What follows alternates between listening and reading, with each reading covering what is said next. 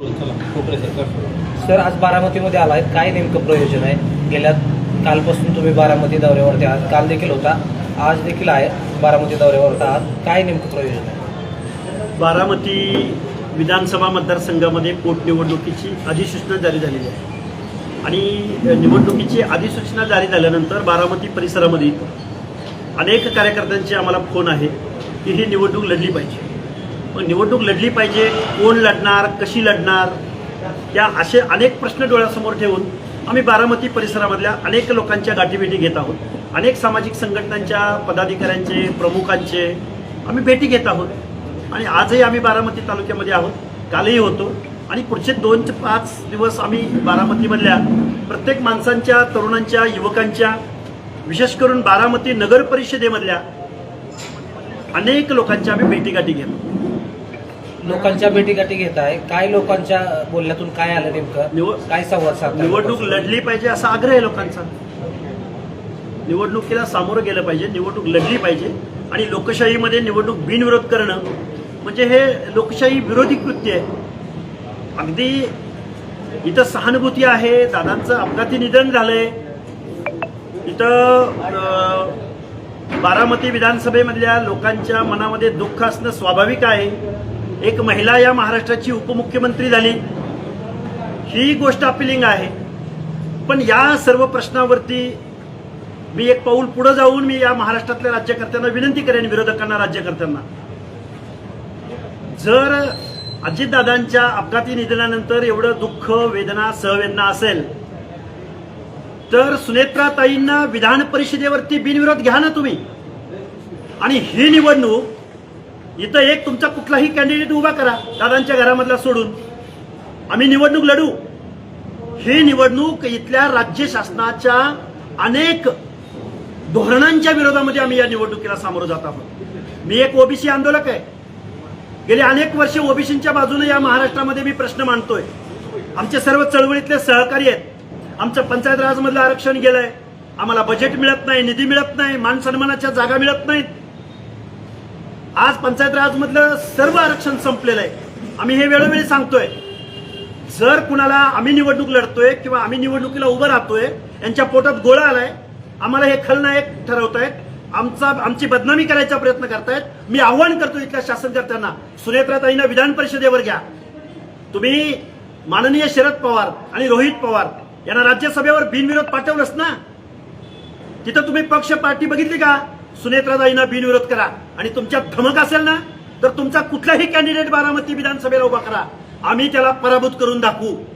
हा विश्वास बारामतीमधल्या चळवळीमधल्या कार्यकर्त्यांना, शोषित, वंचित, पीडित, ओबीसी, दीनदलित या सर्व पदाधिकाऱ्यांना हा विश्वास द्यायला मी बारामतीमध्ये काल आलो होतो, आज आलोय आणि इथून पुढच्या 8 दिवसाच्या कालावधीमध्ये येऊ. उमेदवार लक्ष्मण हाकेच असणार आहे ते आम्ही ठरवू. अजून आम्ही प्रत्येक गावामधल्या पदाधिकाऱ्यांच्या, कार्यकर्त्यांच्या, शेतकऱ्यांच्या भावना जाणून घेतोय. उमेदवार इथला लोकलचाही एखादा पुढे येऊ शकतो, त्यामुळे लक्ष्मण हाकेच असं काही नाही. पण आमचं परत एकदा म्हणणं आहे, मी तिसऱ्यांदा बोलतोय, सुनेत्राताईंना बिनविरोध विधान परिषदेवर द्या. मुख्यमंत्री एका बाजूला म्हणतात की निवडणूक ही बिनविरोध करायची, दुसऱ्या बाजूला राष्ट्रवादी शरदचंद्र पवार पक्षाच्या सुप्रिया सुळे असतील, युगेंद्र पवार असतील, आम्ही उमेदवार देणार नाही असं सांगतात. कसं पाहताय या गोष्टीकडे? हे बघा, मोठ्या लोकांसाठी खरं तर ही दुःखद बाब आहे, दादांच्या निधनानंतरची. आमच्याही मनामध्ये ती वेदना आहे. मग आम्ही म्हणतोय ना की तुम्ही कशाला दुःख व्यक्त करताय, तुम्ही काय बिनविरोध करायची भाषा करताय? तुम्ही पाठवा ना वरिष्ठ सभागृहात ताईंना, तुम्ही वरिष्ठ सभागृहात सुनेत्राताईंना पाठवा आणि शासनाचं काय धोरण तुम्ही राबवलं गेल्या वर्षभराच्या कालावधीमध्ये, कोण सत्तेत आहे कोण विरोधात आहे हेच कळत नाही आम्हाला. जनसामान्यांचे प्रश्न जिथल्या तिथं सत्तेमध्ये येणाऱ्या पक्षामध्ये इथले सगळे कारखानदार, इथले सगळे जागीरदार, सगळे कॉन्ट्रॅक्टर, सगळी श्रीमंत मंडळी सत्ताधारी पक्षाच्या सावलीला जातात आणि आम्ही चळवळ लढणारे सर्वसामान्य माणसं, सामाजिक न्याय हक्काच्या बाता मारणारी गोष्ट, आम्ही आंदोलनं करणारी कार्यकर्ते, अरे आम्ही जिथले तिथे. या जनसामान्यांनी नक्की विश्वास कुणावर ठेवायचा? आम्ही किती दिवस भाषणं करायची लोकांसमोर, किती दिवस आम्ही रस्त्यावरची आंदोलनं उभी करायची, किती दिवस आम्ही घटनात्मक तत्वाविषयी बोलायचं? बारामतीची निवडणूक ही या शासनाच्या विरोधामध्ये आम्ही ठामपणे निवडणूक लढवू. तुम्ही सुनेत्राताईंना परत परत परत सांगतोय, तुम्ही सुनेत्राताईंना विधान परिषदेवर बिनविरोध निवडून द्या. एक या महाराष्ट्राची उपमुख्यमंत्री महिला झाली आणि दादांची पत्नी, विशेष करून दुःखद भावना आहे, वेदनेची भावना आहे, सहवेदना व्यक्त करायची आहे, तर तुम्ही द्या ना ताईंना बिनविरोध. जसं पार्थ पवारांना वरिष्ठ सभागृहात पाठवलं, जसं शरद पवारांना वरिष्ठ सभागृहात पाठवलं, पाठवा. उद्धवजी ठाकरेंना काय तुम्हाला करायचं ते करा. बारामतीत तुमच्या धमक आहे ना, बारामतीमध्ये तुम्ही दुसरा उमेदवार द्या, आम्ही त्याचा पराभव त्याला आम्ही पराभूत करून दाखवू. सुनेत्रा पवारांना जर उमेदवारी दिली तर तुमची भूमिका काय असणार? तरी तुम्ही लढणार आहात? आम्ही लढणार आहोत, पण अजून एक आम्ही त्यांना संधी देतो की आम्हीही माणसं आहोत, आम्हालाही सहवेदना कळतात, आम्हालाही दुःखद प्रसंग कळतो. तुमच्या मनात जी भावना आहे तीच आमच्या मनात भावना आहे, पण आम्हाला बेदखल का करताय प्रत्येक प्रश्नावर? निवडणूक ही सामाजिक कार्यकर्त्यांसाठी आम्ही आंदोलन करतोय, आम्हाला बेदखल केलं जातं. आम्हाला कधीही मुख्यमंत्र्यांनी कधीही फोन केला नाही किंवा इथल्या राज्यकर्त्यांनी फोन केला नाही. कालचं हे बजेटरी अधिवेशन जे सुरू आहे त्या अधिवेशनामध्ये ओबीसी विजयंती बांधवांना म्हणजे अर्ध्या लोकसंख्येला 0.56% म्हणजे अर्धा टक्का बजेटरी तरतूद आहे. आम्ही प्रश्न मांडायची कुठं नक्की? निवडणुकीच्या माध्यमातून जर आम्ही जनतेच्या दरबारात जाऊन जर आम्हाला काही प्रश्न मांडायला संधी मिळत असेल तर ही संधी आम्ही का सोडून द्यायची? सुनेत्रा पवार सोडून जर समजा तुमच्या मागणीप्रमाणे त्यांना विधान परिषदेवर पाठवलं, विधानसभा कुणी लढवावी असं तुम्हाला वाटते? कुठले पवार तुम्हाला चालते? पवार कुटुंबियांच्या व्यतिरिक्त म्हणजे दादांच्या कुटुंबियांच्या व्यतिरिक्त मग कुठला यजुवेंद्र असू दे, नाहीतर रोहित पवारनी तिकडे राजीनामा देऊन इकडे येऊ दे, आम्ही निवडणूक लढू आणि आम्ही त्यांचा पराभव करून दाखवू. कोणते कोणते घेऊन तुम्ही निवडणूक लढवा? आम्ही ओबीसीचे प्रश्न आहेत, इथल्या दीनदलित बांधवांचे प्रश्न आहेत. बारामती कन्सिस्टन्सीचा विचार करायचा झालं तर जिरायती भागाचे प्रश्न आहेत. बारामती शहरातल्या भ्रष्टाचाराचे 100 किस्से इथल्या बारामतीतल्या स्थानिकच्या कार्यकर्त्यांनी पदाधिकाऱ्यांनी आम्हाला सांगितलेले आहेत, जे की फ्रॉडचे आहेत, भ्रष्टाचाराचे आहेत. बारामतीचा विकास एका बाजूला दिसतो, पण हा विकास कॉन्ट्रॅक्टरांचं उखळ पांढरं करण्यासाठी एवढा निधी महाराष्ट्रातल्या अनेक शहरं बकाल जीवन जगतात. बारामतीकडे जो विकास आला तो कॉन्ट्रॅक्टरांचं उखळ पांढरं करण्यासाठी आला का? असे 100 किस्से आम्ही या बारामती नगर परिषदेमधल्या जनतेसमोर मांडू. प्रश्न अनेक आहेत. इथल्या ऊस उत्पादक शेतकऱ्यांचे प्रश्न वेगळे आहेत, कारखान्यामध्ये काम करणाऱ्या माणसांचे प्रश्न वेगळे आहेत, परत कारखान्यावरती डायरेक्टर असणाऱ्या लोकांचे प्रश्न वेगळे आहेत.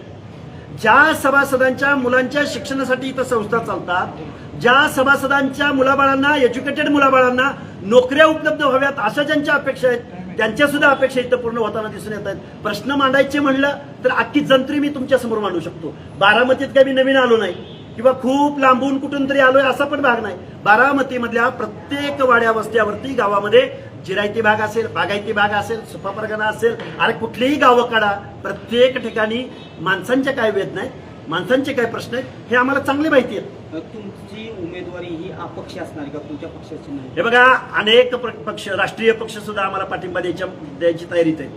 आम्हाला अनेक जणांचे कॉल आलेले आहेत.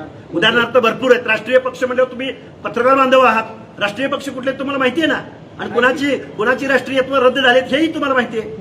पवार फॅमिलीच्या पक्षाचं राष्ट्रीयत्व आहे का ते जरा चेक करा एकदा. काँग्रेस, बीजेपी, मग मी सांगतो ना, अनेक राष्ट्रीय पक्षांच्या जबाबदार पदाधिकाऱ्यांचे मला फोन आहेत. ते मी उद्या परवा बोलू ना, आपण त्यावरती सविस्तर बोलू. सर, तुम्ही बारामतीमध्ये अनेकदा आलात, जिरायती भागात तुम्ही बऱ्याचदा फिरलात, गेल्या 2 दिवसापासून फिरताय. काय असे मुद्दे वाटले, काय जिरायत भागातले प्रश्न तुम्हाला जाणवत आहेत जेणेकरून तुम्हाला असं वाटलं की आता इथं राहून निवडणूक लढवली पाहिजे? पिण्याचे प्रश्न आहेत, शेतीच्या बांधावरची, शेतीच्या संदर्भातल्या पाण्या म्हणजे शेतकऱ्याच्या शेताच्या बांधावर पाणी नाही ना गेलेलं. भलं ते दुष्काळी असेल किंवा थोडंसं हाईटला असेल, त्याला लिफ्ट इरिगेशन योजना राबवावी लागेल, अनेक काही गोष्टी असू शकतात. पण तुम्ही 1000 कोटी रुपयाचा निधी इकडे आणत असाल, एखाद्या रस्त्याच्या लेअरवर घालत असाल, तुम्ही अनेक मुद्दे केली पाहिजेत, त्याला काही आमचा विरोध असायचं काही कारण नाही. अरे पण दुष्काळी पट्ट्यामधल्या लोकांना साधं पिण्याचं पाणी उपलब्ध नाही करून देऊ शकत, मग हीच बारामती समजायची का आम्ही? मूर्ती मोडवे सारख्या ठिकाणी पण वडगाव निंबाळकरकडे येणारा अजूनही रस्ता, तो पण पक्का रस्ता नाहीये. काही ठिकाणी शहरी भागात विकास झाला म्हणजे ग्रामीणचा पूर्ण विकास झाला असं म्हणता येणार नाही. तसं बघायला गेलं तर लोकशाहीमध्ये बिनविरोध हा शब्दच खरा तर तसा चुकीचा. आपण बघितलं नगर परिषदमध्ये असेल किंवा पंचायत समिती किंवा जिल्हा परिषदला पुढच्या उमेदवारांवर एवढा दबाव टाकला जातो बिनविरोध, आणि त्या प्रकरणातून मी गेलेली आहे. कदाचित आपणा सर्व पत्रकार बांधवांना सुद्धा ही गोष्ट माहीत असेल की डोर्लेवाडी गण बिनविरोध करण्यासाठी माझ्यावर राष्ट्रवादी काँग्रेस पक्षाकडनं किती मोठा दबाव टाकण्यात आला होता. 5 दिवस मी बारामती सोडून, मी आणि माझे पती दोघंही बारामतीतून गायब होतो. आणि ह्या गोष्टीला कुठेतरी लोकशाहीला ही फार मोठी घातक आहे की महिला उमेदवाराला बारामती सोडून बाहेर जावं लागतं यांच्या भीतीपोटी. शेवटी विषय असा येतो की कुठलीही निवडणूक जरी आली तरी सामान्य जनतेचा कामं करण्यासाठी आज आपण बघतोय लक्ष्मण हाके साहेब ओबीसींच्या मुद्द्यांवर महाराष्ट्रावर लढतात आहे. ओबीसींचं स्थानिक स्वराज्य संस्थेतलंच आरक्षण आमचं आज राहिलेलं गायब नाहीये. झालेला आहे. कालच फलटण पंचायत समितीच्या सभापतीची निवड झाली. तिथं 9 सदस्य हे ओबीसी मधून निवडून आलेले आहेत. तिथला सभापती कोण झाला त्याची विचारणा करायला आज आम्ही फलटणमध्ये गेलो होतो. परत संध्याकाळी बैठक होती. येऊ घातलेल्या 4-5 दिवसामध्ये आम्ही फलटणला लाखोंचा मोर्चा तिथं काढणार आहोत. त्यामुळे इथल्या शासनानं वेळोवेळी सांगितलं की आम्ही ओबीसी आरक्षणाला धक्का लागू देत नाही. तसा ओबीसी आरक्षणाला धक्का लागला नाही ते तुम्ही आम्हाला सांगा. तिथल्या ज्या काही नेत्यांनी विधानसभेला आम्ही तुम्हाला मतं द्यायची, लोकसभेला आम्ही तुम्हाला मतं द्यायची, आणि तुम्ही मात्र आम्हाला जे काही घटनेनं कायद्यानं जे काही ओबीसी मधलं आरक्षण दिलंय ते आज पूर्णपणे संपलेलं आहे. आणि त्यानिमित्त आम्ही आता फलटणला येऊ घातलेल्या 2-4 दिवसामध्ये ओबीसींचा महाएल्गार मोर्चा काढत आहोत. आणि हे आमचे प्रश्न आहेत. आमच्या प्रश्नाकडे तुम्ही दुर्लक्ष करायचं. आम्ही वेळोवेळी तुम्हाला बाय द्यायची. निवडणुकामध्ये तुमचं घराणं, तुमची लॉजिस्टिक यंत्रणा, तुमचे कारखाने, तुमचा रुबाब, तुमचा तामझाम, तुमच्या घरातले सगळे कुटुंबियातले सदस्य संसदीय पदावर, महाराष्ट्रातल्या 500हून संस्थांपेक्षा जास्त पदावर पवार कुटुंबीय असतं. आणि आता परत तुम्हीच सहानुभूती व्यक्त करायची आणि परत आम्ही या सहानुभूतीला बळी पडायचं. लोकशाहीमध्ये असं चालणार नाही. लोकशाहीमध्ये निवडणुकीला अत्यंत महत्व असतं. लोकशाहीमधला अर्क किंवा लोकशाहीचा उत्सव म्हणजे निवडणूक असते. या निवडणुकीला आम्ही बिनविरोध होऊ देणार नाही. ही गोष्ट आज तुम्ही लिहून या.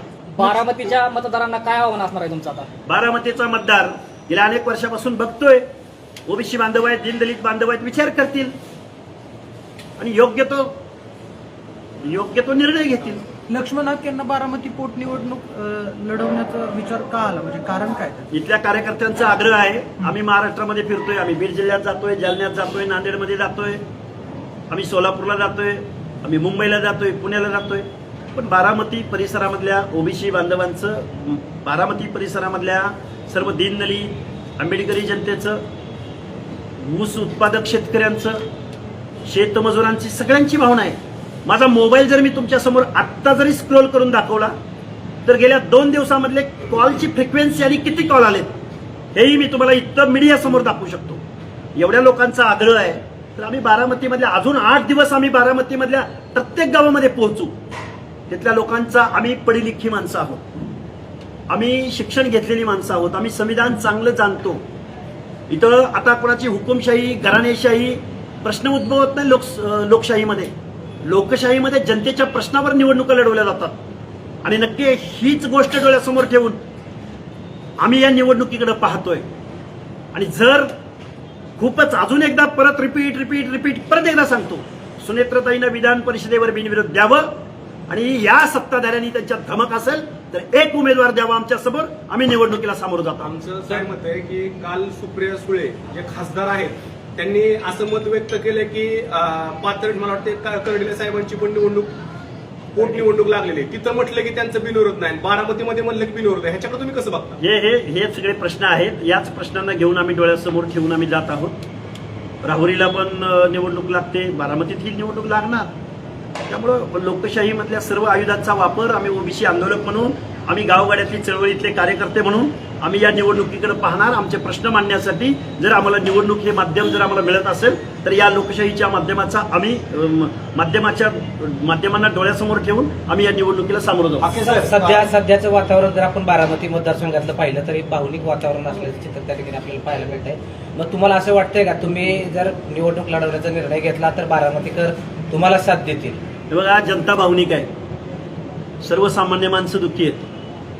सर्वसामान्य माणसं दादाच्या अपघातानंतर तर दुःखी होतीच, पण रोहित पवार यांच्या रोजच्या पॉवर पॉईंट प्रेझेंटेशनमुळं ही लोक अजून संभ्रमावस्थेत आहे. एका बाजूला या महाराष्ट्राचे ज्येष्ठ नेते शरदचंद्रजी पवार म्हणतात की हा घातपात नसून हा अपघात आहे, आणि त्यांचाच नातू जो त्यांचा वारस बनू पाहतोय तो म्हणतोय की नाही हा घातपात आहे.